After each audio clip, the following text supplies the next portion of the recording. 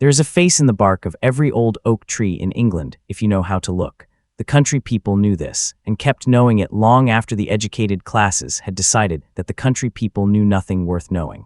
They called it the Green Man, and they carved him in their churches, on the misericords where the monks rested during the long hours of standing prayer, on the capitals of columns, on the corbels under the eaves where the gutters ran, on the keystones of arches, and in the public houses where the carving above the door said something about who owned the land beneath your feet and who had owned it before ownership was a thing that individuals could do.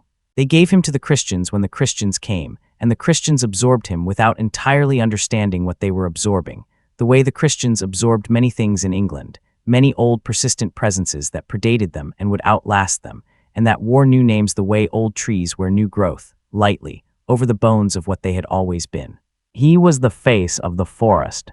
He was the face of the thing that grew regardless of what human beings decided to do with the land around it, that pushed through cobblestone and reclaimed meadows, and split the foundations of buildings, left unattended for a decade, and would, if every human being in England stepped away from their management of the landscape for a century, reduce all of it, all the farms, all the roads, all the estates with their improved grounds and their ha-has and their follies and their ornamental lakes, to oak forest, which is what England had been before any of the rest of it, and would be again, given time. He did not have feelings about this. That was the important thing that the country people understood and the educated classes did not. The Green Man was not angry. He was not vengeful. He was not punishing anyone. He was simply there, persistent, patient, doing what living things do, which is to continue. And the continuity of the forest was not on a human timescale, and did not account for human timescales any more than the tide accounts for the schedules of the people standing on the beach when it comes in. This distinction between anger and persistence, between punishment and simply the relentless continuation of a thing that does not recognize your authority over it, was something that Elspeth Vane thought about a great deal in the years that followed the summer of 1743, when she went into Asholt Wood looking for her father, and found instead what the wood had made of the men who had entered it first. She had time in those years to think about it carefully, which was something she valued, careful thought, the kind that distinguishes precisely between similar-seeming things and is not satisfied with approximations. Her father had given her this. Her father, who had been a botanist of some distinction in the provincial sense of the word, who had spent 40 years cataloguing the flora of the western English counties with a patient, meticulous attention that had produced 3 volumes of regional botanical illustration that were considered, among the people who considered such things, as among the finest regional botanical records of the century. He had given her the attention and the vocabulary and the pencil for fine work, and he had given her the love of old things that grows in people who spend a lifetime with old things. And he had taken her into Asholt Wood every spring from the time she was 6 years old to observe the ground flora before the canopy closed, because the ground flora of ancient woodland in early spring was, he had always said, one of the most complete and particular records of a landscape's age and continuity available to the observant eye. He had known the wood the way you knew a face you had looked at for 40 years. He had known its particular species and where they grew and what they indicated about the soil and the water table and the depth of its age. He had known the ancient oaks by their shapes, which were specific and individual and as recognizable as people to him, the one near the western boundary, whose main limb had split and regrown in a configuration he called the Archbishop, the one near the spring at the Grove's center, whose roots lifted from the ground, in a formation he had spent an afternoon sketching, and had noted in his records as suggestive of considerable age, perhaps 4 centuries or more. He had known the ferns and the mosses by species and by station. He had known where the bluebells came in April and where the wild garlic grew, and where a particular orchid that he had been told by 3 separate botanists was not present in this county, was, in fact, reliably present each May along the north-facing bank above the seasonal stream. He had loved the wood with the plain, uncomplicated love of a man who has spent his best hours in it, and he had gone into it in June of 1743 to produce a survey of its botanical content before the clearing began. Because Sir Robert Kell, whose estate adjoined the wood's eastern boundary, had obtained the legal rights to the land through a process of enclosure that was entirely consistent with the laws of the time. And Sir Robert Kell had decided that the wood should become a meadow, because a meadow was productive and ancient oak woodland was not, and the times encouraged the improvement of unproductive land. And so the clearing was scheduled for July of 1743, and Thomas Vane had been commissioned to produce, before the clearing, a record of what was being lost. He had gone into the wood on a Tuesday, and he had not come out.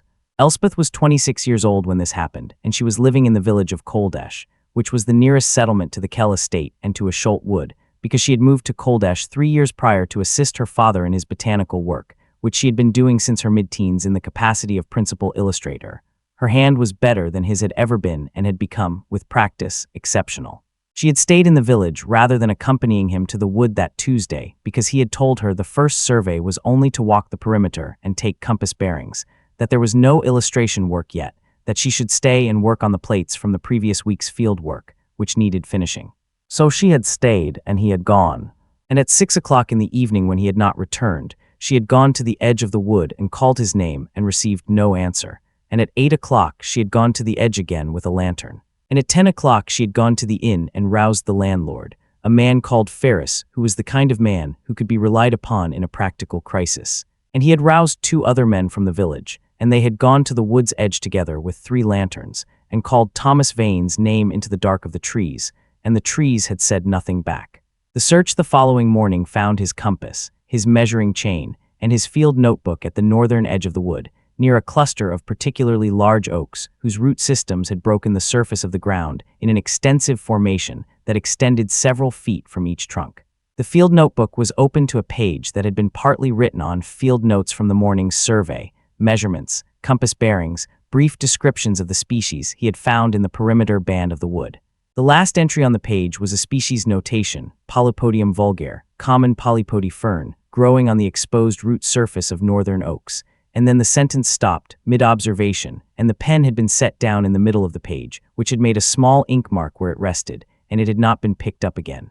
The men of the village searched the wood for 2 days. They found nothing else. No hat, no coat, no indication of any struggle or accident or injury. No body. The wood, which they searched in the way men search an area of known woodland in lines, with voices, with the familiarity of people who have known this wood their whole lives and know its features, revealed nothing of Thomas Vane but the instruments and the unfinished sentence. It was as if the wood had absorbed him. On the 3rd day, Sir Robert Kell arrived at the estate from his house in Bath, where he had been conducting the business of his affairs, and surveyed the situation with the controlled displeasure of a man whose schedule has been disrupted, and who intends to keep it from being disrupted further. He was not unkind about Thomas Vane. He expressed the appropriate concern about a good man lost, and the appropriate sympathy for Thomas Vane's daughter, who stood in the hall of the estate house with her hands folded, and her face composed in the careful neutral expression of a woman who has decided not to show a powerful man what she is actually feeling, because she does not yet know what she is going to need from him. He said that the search had been thorough, and that further searching would most likely produce nothing, and that the schedule for the clearing could not be substantially delayed, and that he had engaged a new surveyor from Taunton who would complete the work that Mr. Vane had begun. Elspeth asked the name of the new surveyor. His name was James Ford, and he arrived from Taunton 4 days later with 2 assistants and the professional confidence of a man who has surveyed many pieces of ground in his career and does not anticipate this piece of ground presenting him with anything his methods have not previously managed. He was competent and organized, and he set his assistants to work on the perimeter survey with the efficiency of a man whose time is costed and who respects the cost. He did not ask Elspeth for her opinion of the wood, because she was the daughter of the lost botanist and a woman, and therefore in possession of a grief that was legitimate and an opinion that was not relevant to his work. She watched him from the edge of the wood on the first day, and she noted his methods and she noted the wood. She had been watching the wood. She had been watching it since the morning after her father's disappearance, standing at its edge at various times of day, with the attention she gave to things she was trying to understand, which was complete and focused and patient. She had been looking at the oaks and at the root formations near where his instruments had been found, and at the boundary between the wood and the field, where the roots of the outer trees extended under the stone wall and into the verge of the path, and at the dense dark interior of the grove that was visible between the outer trees when the light was right. She had been looking at the trees. On the 3rd day after her father's disappearance, looking at the outer oaks in the early morning light, she had seen a face, not a carved face, not a deliberately made thing. A face in the bark of the oldest of the outer oaks, the deeply furrowed, deeply patterned bark of a tree of perhaps 300 years, in which the natural textures of the wood had organized themselves into something that was either coincidentally anthropomorphic or not coincidental at all, depending on what you believed about the relationship between ancient things and intention. Eye sockets or the hollows that fungus and time make in old bark, a brow or the natural ridge of a major bark furrow, a mouth or the long lateral split of old wood that has contracted and expanded through many winters and left its record in the surface. A face that looked out from the tree with an expression that was not readable in human terms, because it was not a human expression, and she knew it was not. It was the expression of something that did not have feelings about what it was doing in the way that people have feelings. That was simply doing what it was, which was being the tree and the forest and the root system that extended beneath the field and beneath the wall and beneath everything, and which would continue doing this regardless of James Ford and his chain measure and Sir Robert Kell and his act of enclosure. She looked at the face for a long time. Then she took out her sketchbook and she drew it, because drawing things was how she processed them, and because a face in an oak tree in an ancient grove was a botanical observation as much as anything else, and she was her father's daughter, and she recorded what she found. Then she went back to the village, and she waited for James Ford to begin his work. The first of Ford's assistants did not come back from the wood on the second evening. His name was Will Patchett, and he was a young man of perhaps 19, an apprentice surveyor who had been with Ford for 2 years, and who Elspeth had spoken with briefly at the estate. A pleasant, practical young man with ink-stained fingers and the efficient movements of someone learning a technical profession with genuine interest. He had gone into the wood's interior with the surveying chain in the afternoon to take longitudinal measurements between fixed points that Ford had established on the first day, and at the end of the working Ford was not immediately alarmed. He noted the absence with the controlled irritation of a man whose schedule depends on his assistants appearing when expected, and he went to the wood's edge and called and heard nothing, and he waited another half hour and then went in himself with a lantern, and he came back out 40 minutes later with the chain but without Patchett, and his face had a quality that had not been there before, a quality that Elspeth, watching from the field, identified as something between bewilderment and a thing he was not yet naming even to himself. He found her at the edge of the field, and he told her about Patchett and about the chain, which he had found laid in a perfectly straight line between 2 of the survey stations, its work apparently completed, with no Will Patchett at either end of it. He said this with the flat precision of a man reporting a fact that does not yet connect to anything else he knows, and she listened, and she looked at his face, and she asked one question. She asked where exactly in the wood he had found the chain. He described the location, the northern interior, near a cluster of very large oaks, near where the ground rose slightly over a root formation, near where Thomas Vane's instruments had been found a week before. She thanked him, and she went back to the village inn, and she sat in the small room she had taken there, and she opened her father's field notebook, which she had retrieved from the estate with Sir Robert Kell's permission, and she read the partial last entry again, and she read back through the earlier entries from the days before the disappearance, and she read with the focused attention of a person looking not for what was said, but for what was being approached when the saying stopped. The notes from the 2 weeks before the survey were botanical records, as she had expected, species lists, distribution notes, soil observations, the kind of careful accumulated documentation that 40 years of botanical fieldwork had made automatic for her father. But in the margins of the last week's entries, alongside the formal botanical notation, there were other marks. Not words. Her father did not write marginalia as a rule. He was a man who put things in the text or did not put them at all. These were small pencil drawings, quick and rough in a way that his botanical illustrations never were, in the manner of a hand that was putting something down before it dissolved. Small, quick sketches of a face. Not a botanical specimen, not a map feature. A face emerging from bark, repeated in the margin of 3 consecutive pages, each slightly different from the last, each slightly more fully resolved than the one before. As if he had been seeing it gradually, over several visits to the wood, and had been recording the gradual seeing. She knew the face. She had drawn it herself from the outer oak 3 days ago. She put the notebook down, and she thought about this for a long time, about her father drawing the face in the margins of his notes over the final weeks of his work, seeing it emerging from the bark gradually, noting it in the way he noted everything, with the careful attention of a man who records what he observes and trusts that understanding will follow observation. About what had happened in the wood when the understanding arrived. She thought about the chain laid in a perfect straight line between the survey stations, the work completed, Will Patchett nowhere at either end of it. She thought about the face in the bark of the outer oak, and about the patience of very old things, and about what it meant for a thing to complete a task and not be findable at the end of it. She went to the window and looked out at the darkness in the direction of Asholt Wood, which was not visible from the inn, but was there in the direction she was looking, and she made a decision that she was already going to make, which was to go into the wood tomorrow morning properly, with her sketchbook and her notebook and her father's field notebook, and to look carefully at what was there. She did not go alone. This was not cowardice. She had no particular fear of the wood, which she had been visiting since childhood, and the decision not to go alone was a practical one, a professional one. The decision of a woman who understood that going alone into a wood where two men had disappeared was the kind of decision that would, if it went wrong, produce no useful information. Whereas going with a witness would produce at least a record of what had been observed and where and by whom. She took with her the landlord Ferris, who was the kind of man who could be relied upon in a practical crisis, and who had been into the wood the night of her father's disappearance, and who therefore already knew what kind of morning this was going to be and came prepared for it, with a calm that she respected. She also took Ford's second assistant, a young man from Taunton named George Henley, who was 23, and who had the quality of someone who had spent the previous 24 hours trying to work out whether to stay in his position or return to Taunton, and who had decided on balance to stay, which told her something about his character that she filed for future reference.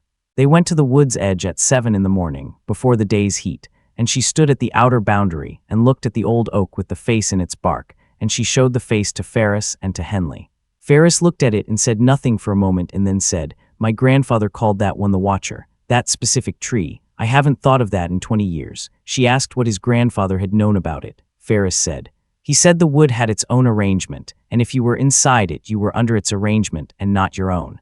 He said the old oaks at the north end were the oldest part, that they'd been there before the church, before the village, before anything he knew the name of." She noted this. She looked at Henley, who was looking at the face in the bark with the expression of someone who has decided to be a person who does not find this sort of thing unsettling, and who is not entirely succeeding.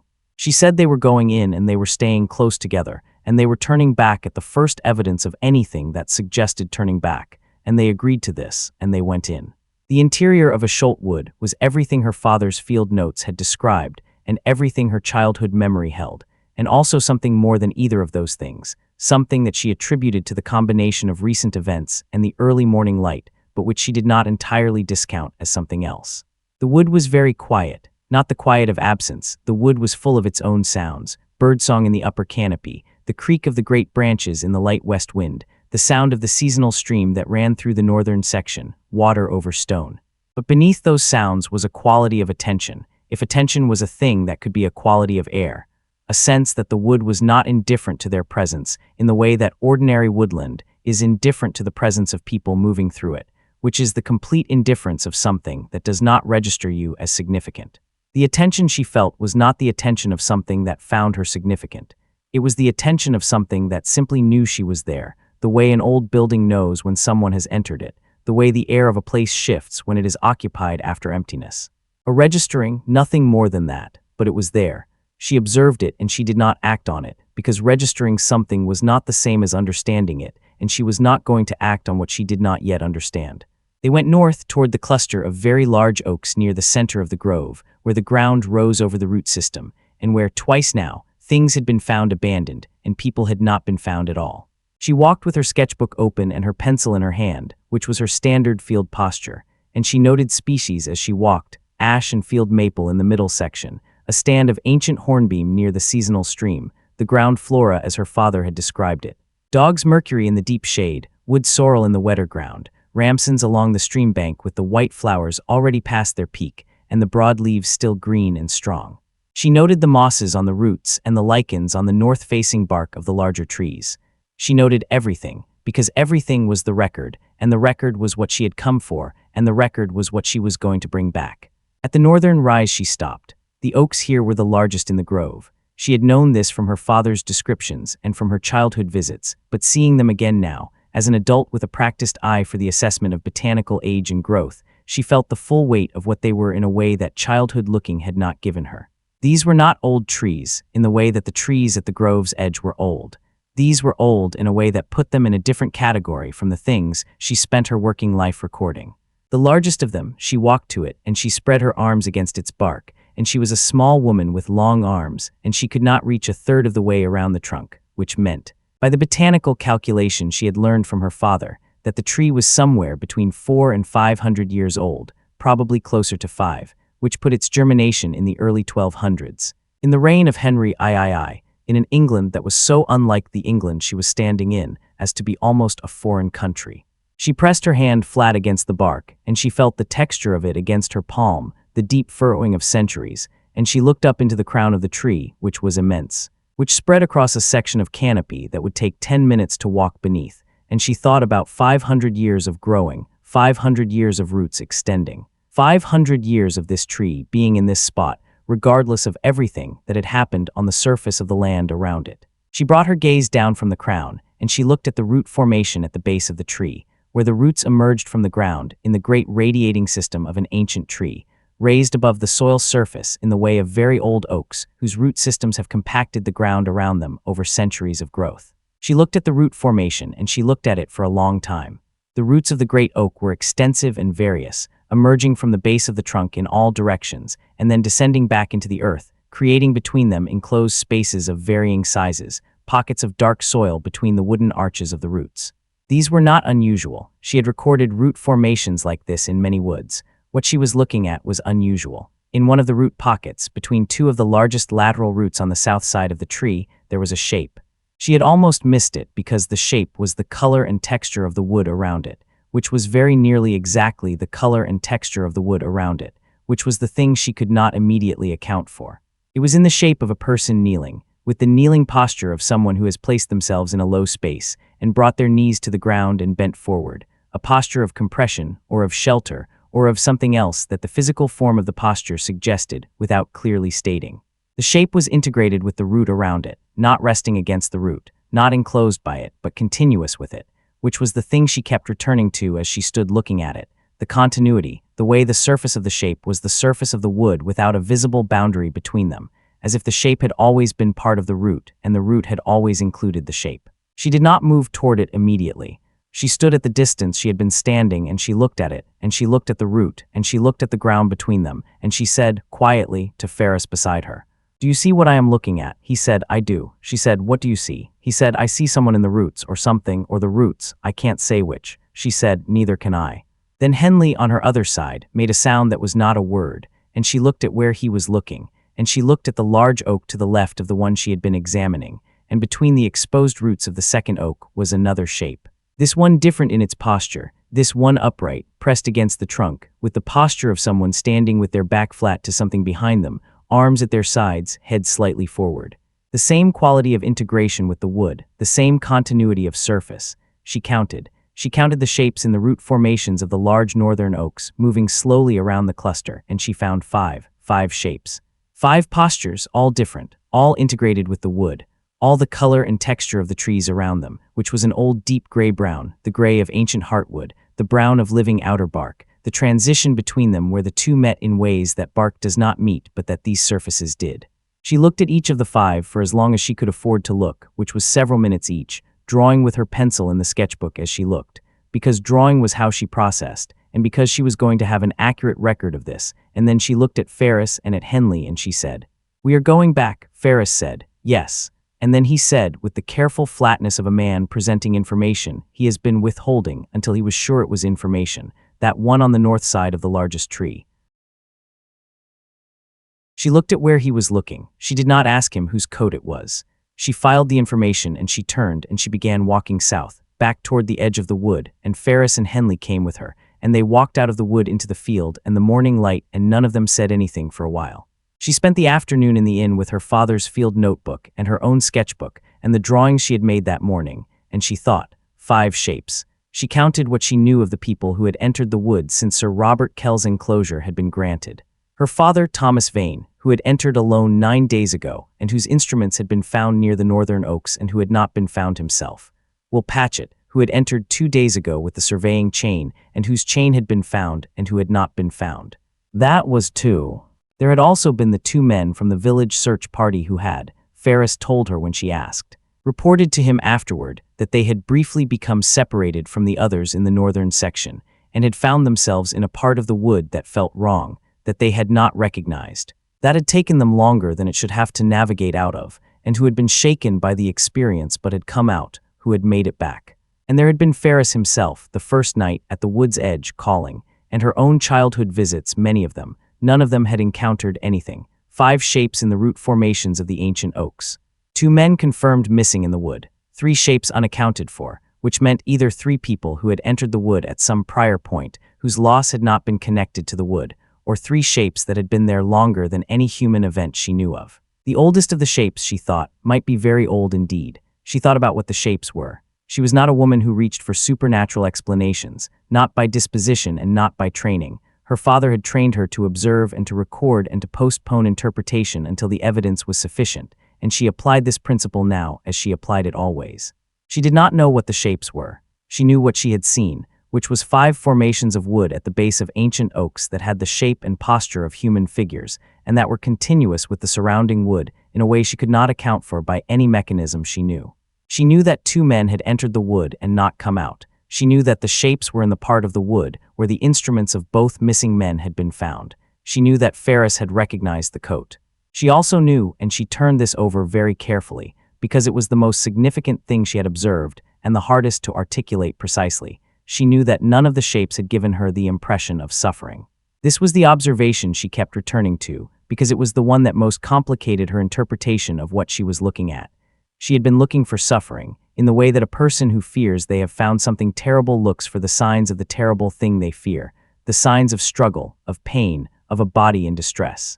She had not found them. What she had found in the postures of the 5 shapes was something she was going to describe, in her notes, as rest. Or more precisely, as something that was doing what rest does, which was a suspension of the ordinary urgency of movement and purpose, an integration with the surrounding stillness that was not the stillness of death. She had seen death, and she knew its postures, but something she did not have a word for that was not death. The wood was not angry with the men who had entered it. She believed this with the same quality of conviction she brought to botanical observations, not certainty, because she was never certain until the evidence was sufficient, but reasoned confidence based on what she had seen. The wood had not taken these men in anger or in punishment. The wood had taken them in the way that the wood took everything, in the way it took the dead leaves of autumn, in the way it took the fallen branches, in the way it would, given enough time, take the stone walls at its edges and the field beyond them. It had incorporated them. It had made them part of its own record, its own deep, slow accumulation of what had been here, of what had entered and stayed and become part of the continuing thing that the wood was. The question of whether the men were alive inside the wood's incorporation of them was one she was not able to answer from observation alone, and which she thought about for a long time. She thought about her father's face, not the face she had drawn in the outer oak's bark, but her father's own face, which she knew as well as she knew anything, which she had been drawing for 20 years. She thought about his hands on the field notebook, making the small, quick sketches of the face in the margins. She thought about the quality of his notes in those final weeks, which she had been rereading, and about what she had found in them that she had not noticed at first reading. His notes in the final weeks before the survey had been quieter than usual, not less precise. The precision had remained, the careful notation of species and location and condition, the accurate measurement and compass bearing, but quieter in tone, which was a quality she could not define scientifically and did not try to, only recognized as someone who had been reading her father's field notes for 20 years. As if something in him in those weeks had been attending to something beyond the botanical record, had been sitting with something larger and slower than the work at hand, had been, and this was the word that came and that she let come because it was the right word, had been listening. She thought about his note on the polypody fern, which was the last note he had made, which had been made near the northern oaks near the root formations, about the way the sentence stopped. She thought about a man who had been listening to the wood for 40 years, who had drawn its face in the margins of his own notes in the last weeks, who had understood something that she was still working toward, and who had walked into the northern oaks on a Tuesday morning and had not been afraid. She believed this, that he had not been afraid. It was not what she would have needed to believe, had it not also been what the evidence suggested. Her father was not a man who hid from things he was afraid of. He was a man who walked toward things he was interested in the particular, unhurried, thorough way of a man who has spent 40 years believing that observation was the adequate response to almost everything the world presented. And she could not construct a version of his final Tuesday that included fear, because she could not construct a version of Thomas Vane that included fear of the thing he had been listening to, slowly and with understanding. For the last weeks of the summer, she decided what she was going to do. She went to Sir Robert Kell the following morning. He received her in the study of the estate house with the courteous distraction of a man managing several competing demands on his attention, and she sat across from him, and she was plain with him, because she was always plain and because the situation required it. She told him what she had found in the northern section of Asholt Wood. She told him precisely, and without embellishment, in the factual language of someone describing an observation. 5 formations at the base of the ancient oaks, consistent in shape with human figures, integrated with the surrounding wood. She told him about the coat that Ferris had recognized. She told him that 2 men had entered the wood and not come out, and that she believed the wood had taken them in the way it took organic matter generally, and that she did not know whether they were alive inside that process. Sir Robert listened with the careful attention of a man who is balancing several calculations at once. She could see the calculations. She had, in the 2 weeks since her father's disappearance, developed a precise reading of Sir Robert Kell, who was not a cruel man or a stupid one, but who was a man whose relationship to the natural world was primarily economic, who understood land as a resource and not as a thing with its own terms, and who was finding the current situation very difficult to place in a framework that he had tools for. He asked her what she proposed. She told him she proposed that the clearing of Asholt Wood should not proceed, that the wood's northern section, at minimum, should be left intact. She said this not as a request and not as a plea, because neither of those were things she was prepared to offer, but as the plain logical conclusion of the evidence she had presented, which was that the wood had demonstrated, twice now, a capacity to incorporate people who entered with the intent to alter it, and that proceeding with the clearing in the face of this evidence was not something she could recommend to any person who valued the lives of their workers. Sir Robert was quiet for a moment. Then he said, "What you are describing is not something I am able to account for by the laws I am familiar with." She said, "I know. I am unable to account for it by the botanical science I am familiar with. I am describing it to you anyway because it is what I observed." He said, "And if I proceed with the clearing?" She looked at him. She said, "I do not know what will happen. I know what has happened when 2 men entered the wood with that intent. I know there are shapes in the root formations of the northern oaks that were not there before those men entered. I think you have sufficient information to make a decision, and I think you are capable of making it correctly." She waited. He looked at his desk for a long time. He was a practical man, and she had given him a practical argument, and the practical argument was this. He had a surveyor who was preparing to leave, had had a surveyor's assistant disappear, had a village that was watching the wood with a quality of attention that suggested their patience for further clearing work was limited, had a legal right to the land that was worth nothing if no one could be got to do the work, and had a woman across his desk who had been into the wood and come back with a sketchbook full of drawings that she was going to show to people, regardless of what he decided, because she was that kind of person and he knew it. He said eventually, "I will defer the clearing until autumn. I will have the surveyor complete the boundary work only, outside the tree line." She said that was not sufficient and that the clearing should not proceed at any point. He said he could not legally assign the land for meadow and then leave it as woodland, that the enclosure terms required development. She said, "Then leave the northern section, the ancient oaks. Leave them and clear the rest if you must, though I would advise against it. The northern section is the heart of it." He looked at her for a long time, and she held his gaze with the steady patience of a woman who has decided on a thing and has no intention of being moved from it by being looked at. Then he said he would consider it, and he dismissed her, which was not an answer, but it was not a refusal. She went into the wood alone that afternoon. She had considered whether to do this, and she had decided to do it, and she had told Ferris where she was going and had asked him not to follow her, because she needed to go alone for reasons she was going to have difficulty explaining, and that she was therefore not going to try to explain. He looked at her with the expression of a man who has enough respect for a person's assessment of their own situation to not override it, which was one of the qualities that made him someone she trusted, and he said only, "You'll be back before dark." She said she intended to be. She went in from the south, following the path she had taken the previous morning, past the ash and the field maple, past the hornbeam stand, along the bank above the seasonal stream. She walked with her sketchbook and her pencil, but she did not draw as she walked, because she was not here for observation in the professional sense. She was here for something she had been moving toward since the morning she had seen the face in the bark of the outer oak, and which she was now going to complete, because the alternative, standing at the edge of the wood indefinitely, not knowing, not having said the thing she needed to say, was not a way of living that she was prepared to accept. She reached the northern rise, and she stood at the edge of the root formation of the largest oak, and she looked at the shape in the southern pocket of the roots, in the space between the 2 largest lateral roots, in the posture that she had described in her notes as rest. She looked at it for a long time. The surface of the shape was the surface of the wood, which was the thing she had been unable to account for.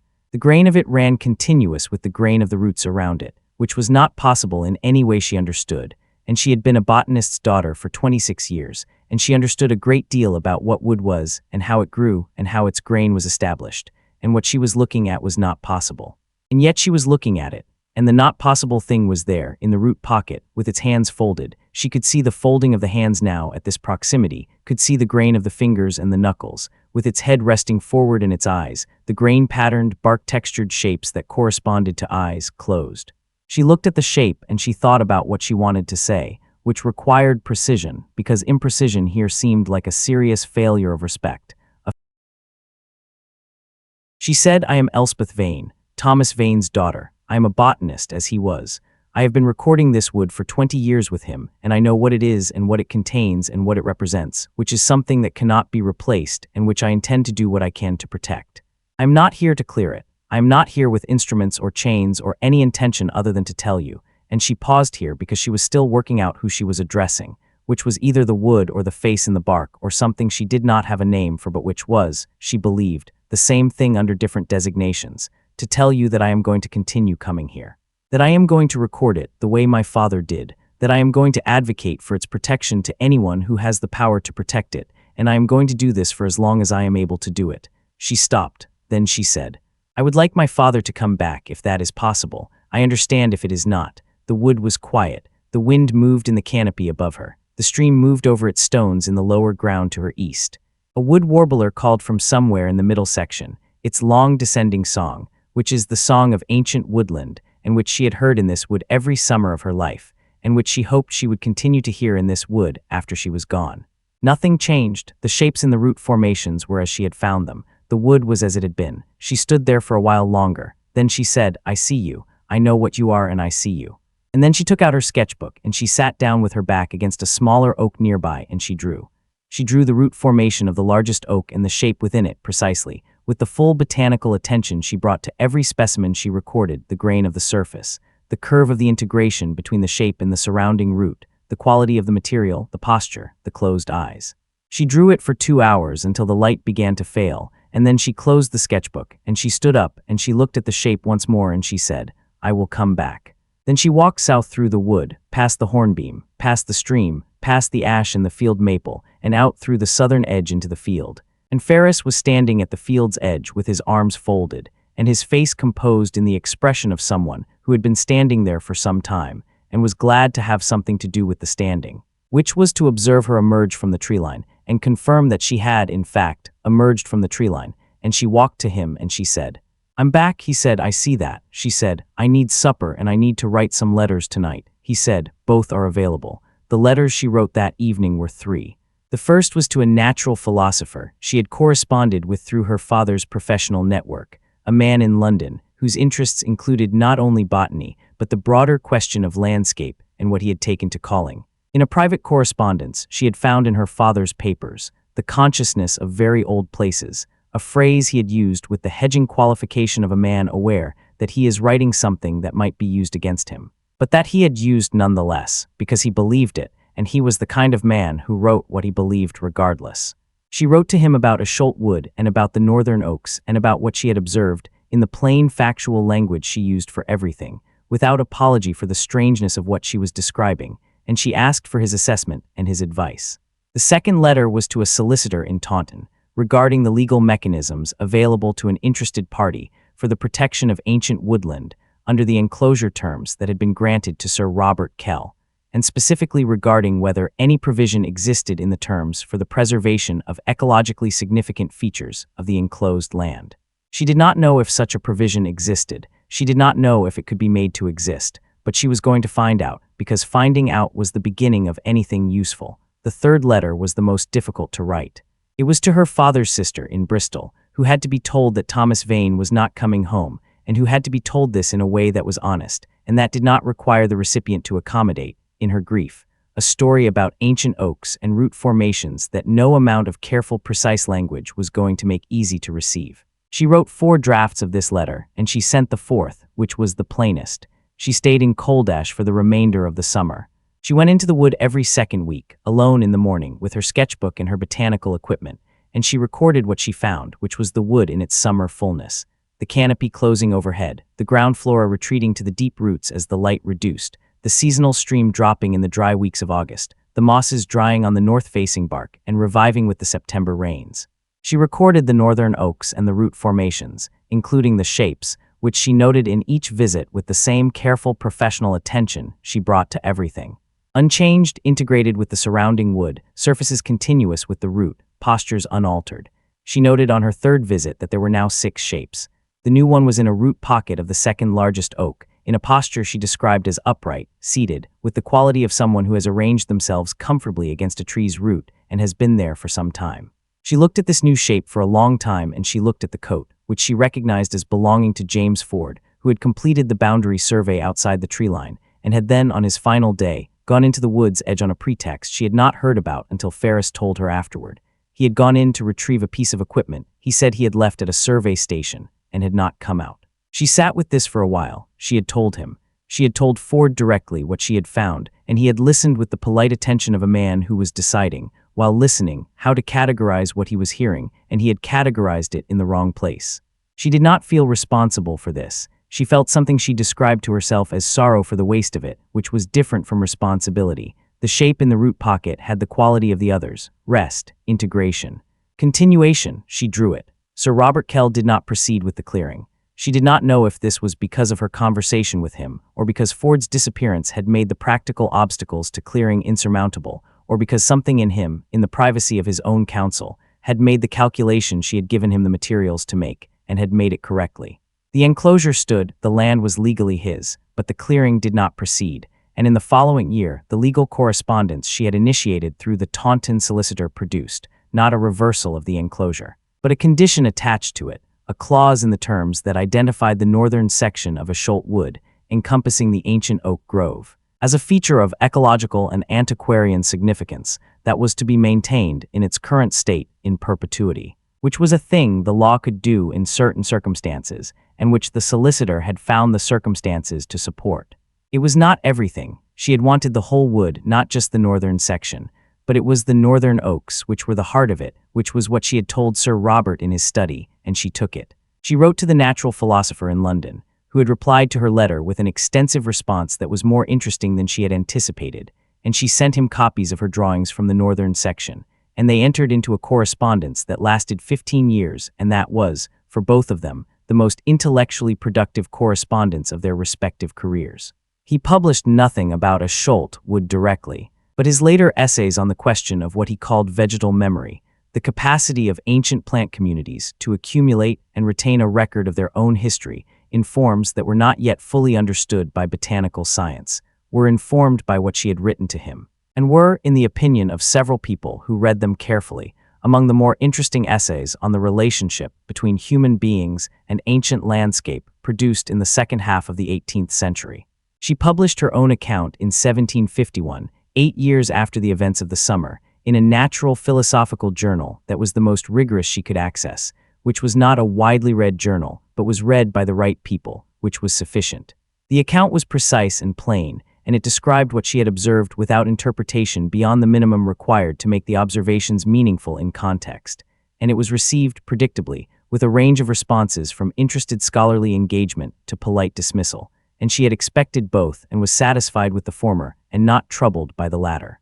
She continued to visit Asholt Wood every year of the rest of her life. She recorded the wood through its seasons over 35 years, producing a botanical record of a single ancient oak grove that was, at her death in 1778, the most detailed such record in existence. 35 years of systematic observation of species, growth, change, the fine adjustments of an ecosystem responding to its own long continuity, the ground flora each spring, the canopy each summer, the fungi each autumn, the bare bones of the grove each winter, which were the bones she loved most. When the shapes of the great oaks were fully visible, and the root formations of the northern section were clear of the summer's leaf litter, and the shapes within them were fully present and could be seen.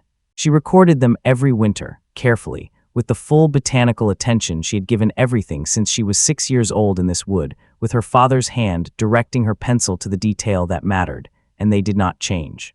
The surface remained, the integration held, the postures were unaltered, the eyes, such as they were, remained closed. She found this a matter of sustained and serious interest, which was her response to most things that she could not fully explain, not comfort exactly, and not resolution, and not the thing she would have chosen if she had been given the choice of things to live with. But serious interest was what she had, and it was something.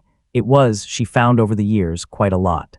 In the last decade of her life, she hired an assistant, a young woman from the village who had expressed interest in the botanical work and who had a good hand and a better eye. And she trained the young woman the way her father had trained her, with patience, with precision, with the full transmission of 40 years of accumulated attention to one particular piece of ground, so that after Elspeth was gone, there would still be someone going into the wood every other week with a sketchbook, still someone sitting with her back against a smaller oak and drawing the root formations of the ancient trees with the complete care that things of great age and significance deserved to be drawn with. She sat with the young woman in the northern section on a November afternoon in 1777, the year before she died. The last autumn she spent in Coldash before her health required her to go to her sister's house in Bristol for the final months, and she showed her the faces in the bark of the outer oaks, and she showed her the shapes in the root formations, and she told her about the summer of 1743, plainly and completely, leaving nothing out, because nothing should be left out of a proper record. The young woman listened and looked and said very little, which was the correct response. Then she said, "Are they?" and she did not finish the sentence. Elspeth looked at the shapes in the roots and she thought about the question, which she had been thinking about for 34 years. She said, "I believe so. I believe they are in the wood in the way the wood is in the wood. Whether that is the same as being alive in the way we are alive, I cannot say, but I do not believe it is nothing." She looked at the largest oak, at the root pocket on the south side, at the shape within it, at the grain of the closed eyes. She said, "My father was a man who spent his entire working life in patient attention to the world exactly as it was, and who found that the world repaid attention with more than he expected. I believe that is still true." Then she stood up, in the careful way of a woman whose body at 60 is presenting her with the bill for her life's work, and she gathered her things, and she walked south out of the wood one more time. She did not look back, because looking back was not her habit and never had been, and because the wood was still there and would remain there, and did not require her looking back at it. She went to Bristol in January, and she died in March of 1778, in the upstairs room of her sister's house, with the curtains open because she had always preferred the outside to the inside, and the outside was the best she could arrange. Her botanical records, all 35 years of them, went to the natural philosopher in London at her direction, and he held them for 20 years and left them at his death to the library of a learned society in London, where they are still held, catalogued under the heading Vane, Elspeth. Botanical Survey of Asholt Wood, Somerset, 1743-1777, with illustrations. The illustrations include the drawings she made of the root formations in the northern section of Asholt Wood, including the shapes within the roots, recorded every winter for 34 years. A researcher who spent time with the collection in the early part of the 19th century noted, in a published review of the archive's holdings, that the illustrations were extraordinary in their quality and scope, and that certain drawings of what appeared to be unusual root formation features of the ancient oaks were among the most technically precise pieces of botanical illustration he had seen. He did not comment on what the root formations appeared to contain. He may not have seen it, or he may have seen it and have made the other decision, which was the decision some people made, the decision not to say, "Asholt Wood is still there." The northern section, with the ancient oak grove, was protected by the condition attached to the enclosure of 1743, and was subsequently incorporated into various subsequent legal frameworks for the protection of ancient woodland that accumulated across the 19th and 20th centuries, none of which were established for the reasons Elspeth Vane had argued for them, but all of which produced the same result, which was the continuity of the oaks and the root systems, and the deep ground fauna and the bluebells, and the orchid that is still there in May along the north-facing bank, if you know where to look. The shapes in the root formations of the northern oaks are there if you know what to look for and are looking in the right season, when the leaf litter has been pulled back by the winter rains, and the root surfaces are clear, and the light in the northern section comes in low and flat, and without the leaf-filtered obscuring of the summer canopy.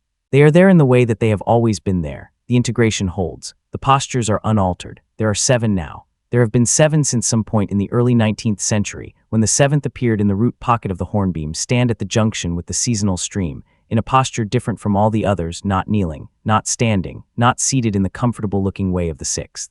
Upright, with both hands flat on the root surface on either side, in the posture of someone who has placed their hands on the earth and felt what was beneath it. The 7th shape has what appears to be a field notebook in the grain of its left hand, held against the root by fingers whose individual detail is very precisely rendered in the wood's own surface, as if the wood has taken care with this one, has rendered it with the attention a maker gives to something it values. The book's spine is integrated with the grain of the hand. It will not, it is clear, be separated from it. No missing person corresponding to the seventh shape has ever been identified in any local record. But the natural philosopher in London received a letter from Elspeth Vane in January of 1777, 2 months before she went to Bristol, which is the last letter in their correspondence.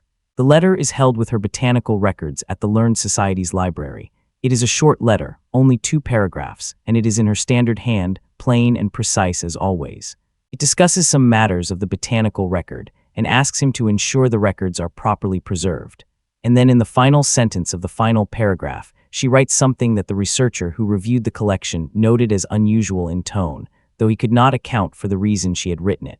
She writes, "I have arranged to go back in the end. I have been going back all along, and in the end I will simply stay. I find I have no objection to it. The work will continue with or without me, and the wood will continue regardless of either, which is, when I consider it carefully, precisely as it should be." He did not know what to make of this. He held the letter for 20 years and left it with the records. It is there now in the archive, between the final winter's drawings of the northern section and the administrative correspondence regarding the bequest. The seventh shape appeared in the hornbeam stand at some point after January of 1777. No one has been into the northern section of Asholt Wood since the spring of this year, when a doctoral researcher studying the ecological history of enclosed ancient woodland in the southwest counties requested access to the site as part of a field survey. She spent one afternoon in the grove. She took photographs. She noted the extraordinary quality of the root formations of the ancient oaks and the unusual depth and richness of the ground flora and the exceptional species diversity for a woodland of this size. She photographed the hornbeam stand and the root systems there. She photographed the junction with the seasonal stream. She photographed the north-facing bank where the orchid grows. When she returned to her university, she reviewed her photographs and found something she could not account for in the images she had taken in the hornbeam stand. She had not seen it when she was in the wood. She had not been looking for it. In the photographs, it was clear in a way that photographs sometimes make clear what in-person observation misses, which is the quality of seeing a scene from a fixed angle, through a lens, without the distraction of your own movement and breath, and the peripheral information your eyes are always gathering. She has not published the photographs. She is not sure what the photographs contain. She has been back to look at them several times since the autumn, and each time she looks at them she sees the same thing, which is the thing she is not sure how to describe or who to describe it to. She is thinking about going back to the wood. She is a careful, precise person with a scientific training and a professional respect for accurate observation, and she is thinking about going back to the wood and looking at the hornbeam stand directly, in person, and counting what is there. I am telling you this because she should know what she is counting. I am telling you so she will know what she is going to find. 7 if she counts. 7 if she counts. But it has been a long time since January of 1777, and the wood has been continuing, and patience is the quality that very old things have in abundance, and if the wood is not angry, it is also not finished.